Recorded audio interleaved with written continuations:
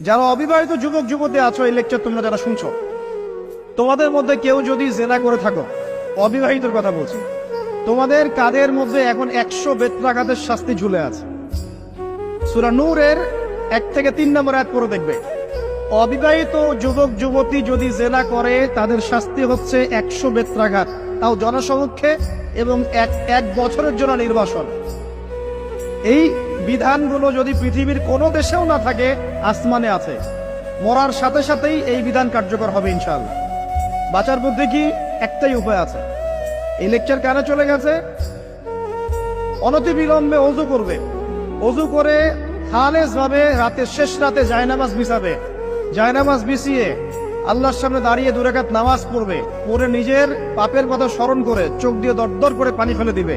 আল্লাহকে সিজদায় গিয়ে বলবে, আল্লাহ আমি জিনা করেছি, আমাকে মাফ করে দাও। আমার এই পাপের কথা কেউ জানে না, তুমি জানো, মাফ করে দাও। এই মাফ নেওয়ার পরে আবার ওই যার সাথে করেছেন ওর সাথে আবার লিঙ্ক আপ করার চেষ্টা করেন না। আসো আমরা জেনা করেছিলাম, আসো বিয়ে করে নেই, এটা সলিউশন না। জেনা করেছেন, আগে তওবা করে ফিরে আসতে হবে, তারপরে পুরো জীবন ইসলামিক লাইফ লিড করতে হবে। আল্লাহ যদি দেখেন যে হ্যাঁ আপনি ঠিকঠাক তওবা করে আল্লাহর কথা চলছেন, আল্লাহ তখন আপনাকে নেককার স্ত্রী দিবে ইনশাআল্লাহ।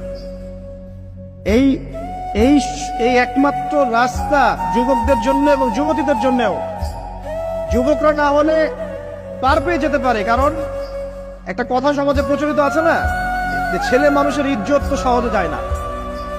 গোপন হয়ে গেছে, কেউ জানে না, আল্লাহ মাফ করে দিয়েছেন, সে হয়তো পার পেয়ে গেল। কিন্তু এই যে মেয়ে, তুমি যে 8-10টা ছেলের সাথে জেনা করেছো, তোমার ইজ্জতের কি হবে?